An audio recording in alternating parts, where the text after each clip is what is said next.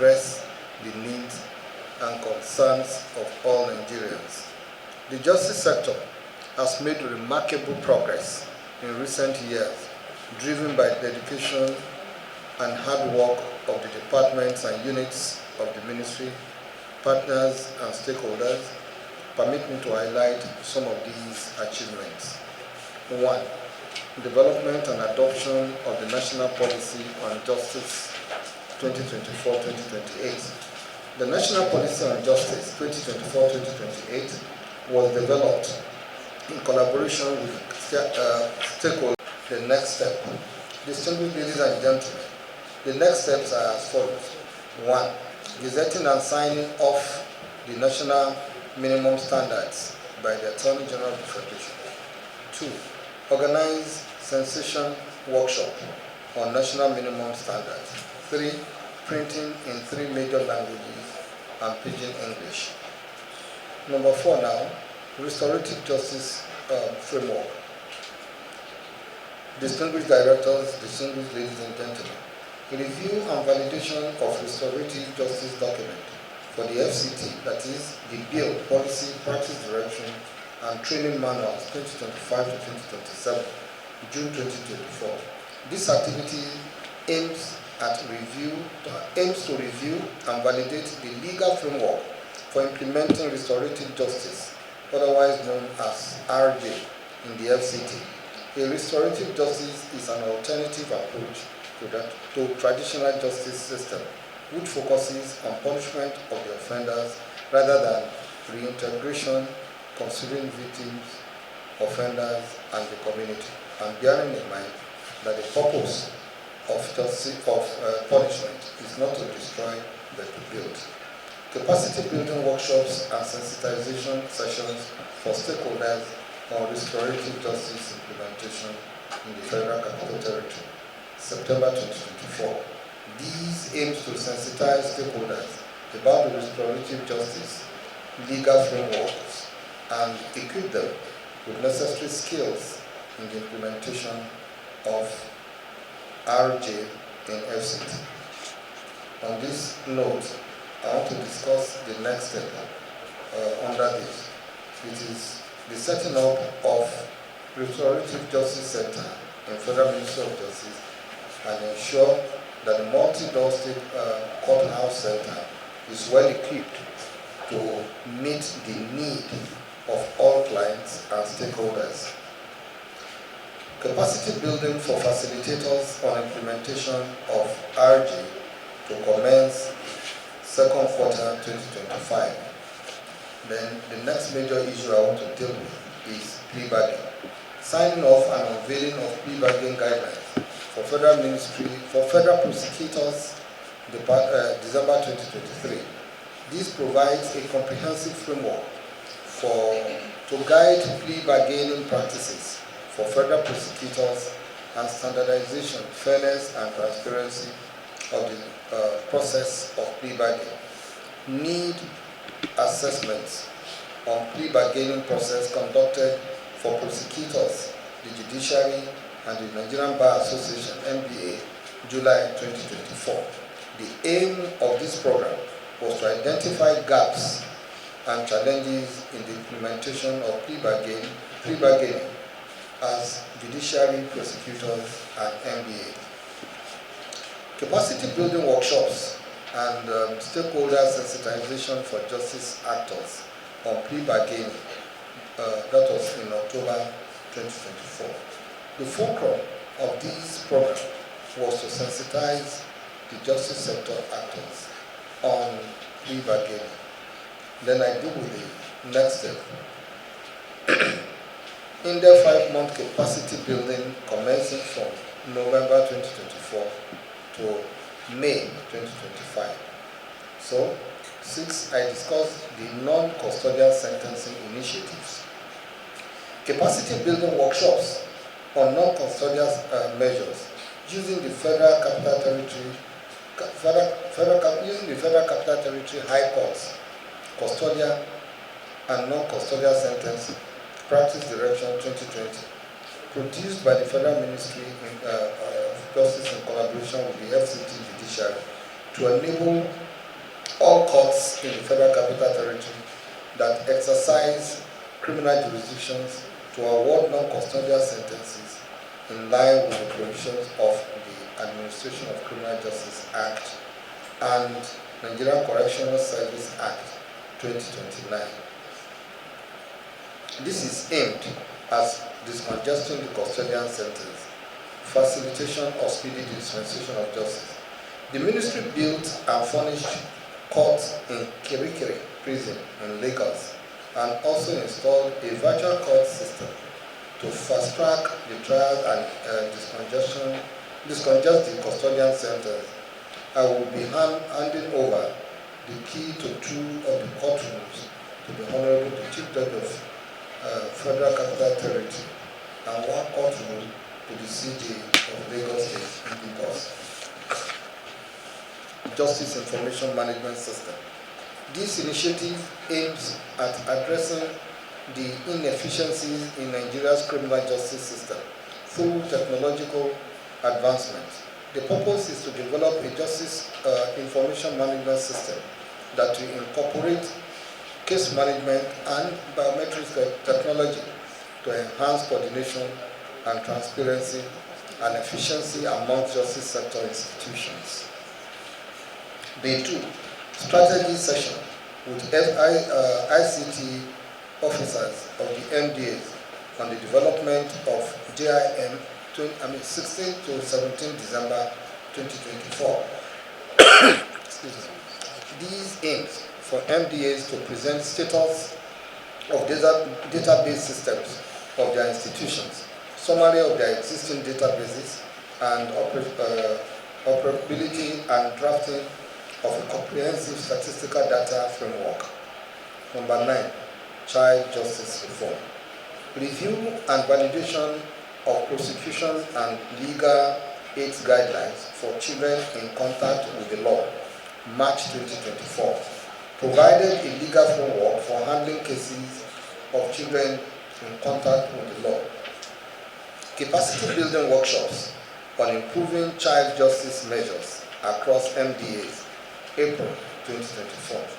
Furthermore, there is a national workshop on child justice administration. The focus of this meeting was to build the capacity of stakeholders on best practices in child justice administration. What then is the next step in this regard? The next steps are: 1, signing off of the guidelines by the Attorney General of the Federation. 2, distribution of the guidelines to stakeholders. 3, conduct sensitization workshop for stakeholders on the availability of these legal instruments. Support for bolster institutions is the next issue I want to deal with. Review the Bolstered and Remand Centers Act 2004 and now the practices and abuse of office. 9. Integrate technology innovative solutions to modernize the justice system, enhancing efficiency and transparency. 10. Mainstream the role of justice system in enhancing national security, supporting fair, credible, and violence-free elections, and facilitating economic growth. 11. Encourage compliance with Nigeria's treaty obligations and promote international cooperation. Towards the realization of the above objectives, the policy identified 20 thematic areas of focus as provided here. I named them, these areas. The first one is 9 of the items focus on strengthening the process of delivering justice and protecting the rights of citizens. For want of time, I will skip this, but let me just, I mentioned them, but not in details. When we finish, we'll give you a copy of this speech, which contains details of all that have been done. Three others seek to strengthen the justice institutions and promote effective collaboration between federal and subnationals. Number 4, is the three teams extend the support of the justice system to other spheres of national development. 5, which is the final one, two themes that deal with the role of justice system in ensuring that Nigeria continues to play an influential and responsible role in the Committee of Nations. The policy on justice was validated and adopted by all stakeholders at the National Summit on Justice held on the 3rd of April 2024.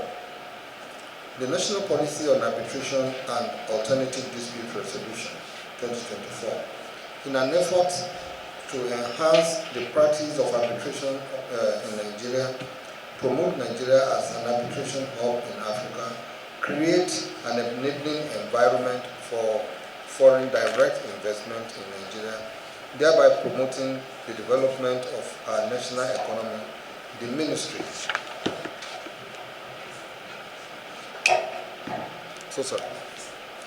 The ministry, in collaboration with stakeholders, developed the National Policy on Arbitration and Alternative Dispute Resolution 2024. The policy seeks to stimulate economic growth by attracting foreign investment, strengthening professional capacities, developing critical arbitration infrastructure, and establishing clear, structured guidelines for government agencies in negotiating and participating in arbitral proceedings.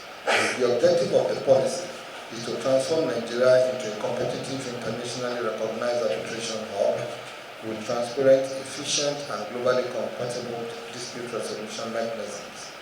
The policy has also been approved by the Federal Executive Council for national implementation in July 2024. Implementation of Administration of Criminal Justice Act 2015.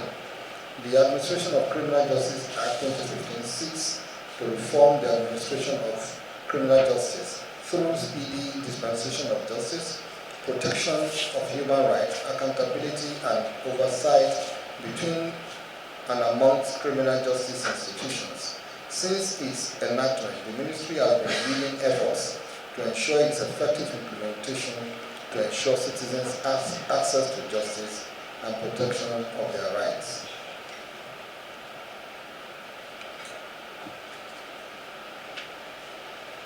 The Ministry, through various reforms, supported states to replicate the Act through the adoption of their own Administration of Criminal Justice Law, otherwise known as ACJL. Today, I'm happy to inform you that 36 states of the Federation, all the 36 states of the Federation, now have their ACJL, which to a very large extent replicates and further strengthen the provisions of ACJA for effective implementation at the state level. Capacity building. Capacity building is the next item I want to consider. And I'm saying that in furtherance of this, the Ministry, through the Federal Justice Sector Reform Coordinating Committee, has been supporting states to implement the state ACJLs through capacity building of the criminal justice administration stakeholders in the states. Between December 2023 and 2024, capacity building has been undertaken in 12 states, particularly as it relates to the implementation of sections 29, 33, and 34 of Administration of Criminal Justice Law 2015, Police Act 2020, and ACJL of various states. Section 29 of ACJA mandates the Inspector General of Police and heads of authorized agencies to submit quarterly reports to the Attorney General of the Federation and respective Attorneys General of respective states, detailing all arrests made with or without warrant in respect of federal offenses. The reports must comprehensively document suspect details, including alleged offenses, arrest circumstances, personal particulars, physical description, photographs, fingerprints, and distinguishing features. The Act further requires maintaining a register of arrests at each police station and authorize the Attorney General of the Federation and various Attorney General of states to establish both electronic and manual database of arrest records at the federal and state levels. Section 33 of the Act mandates the officer in charge of police stations and law enforcement agencies to, on the last working day of the month, submit to the chief magistrate in charge of the magisterial district where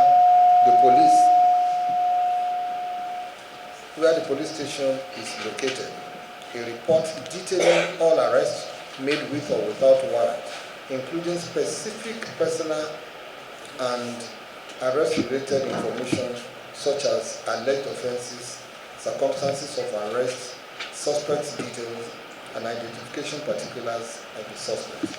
The Attorney General is obliged to make these reports available upon request to human rights organizations, and in cases where no report is submitted, the magistrate must escalate the matter to the Chief Judge and the Attorney General for appropriate action. Section 34 of the Act mandates the magistrate to conduct monthly inspections of police stations and detention facilities within their territorial jurisdiction, with the provision that, in the absence of a chief magistrate, any magistrate designated by the chief judge can perform such duty. In the course of the visit, the magistrate is expected to 1. Inspect the police detention register, 2. Inspect the cells, 3. Interview the suspects to know when they were arrested, the offenses for which they were arrested, and whether they are humanely treated while they were in detention. Furthermore, grant bail in deserving situations where the magistrate has jurisdiction. This capacity building has been conducted in the following states. The states are put there, they are 12 in number. Total stakeholders, 1,623. I am happy to report that in the above states, these provisions are now being effectively implemented. The ministry will continue to expand the coverage of the capacity building on the other states to ensure that these far-reaching provisions and reforms in the administration of criminal justice are implemented nationwide. Then the AGJA Forum on the effective implementation of ACJA and ACJL, 25th to 2027 October 2023. These programs aimed to review the implementation of AGJA 2015 and develop draft national minimum standards for uniformity across states and to aid the effective implementation of AGJA 2015, 9 years after its passage. Review the development of human rights standards, NMS, for AGJA and ACJL implementation, July to September 2024. Review and develop the national minimum standard, aids to create a benchmark for the implementation of AGJA and also to set a baseline that ensures monitoring and evaluation. Furthermore, validation of the national minimum standards on implementation of AGJA and inauguration of the national working group on AGJA and ACJL implementation. The inauguration of the technical working group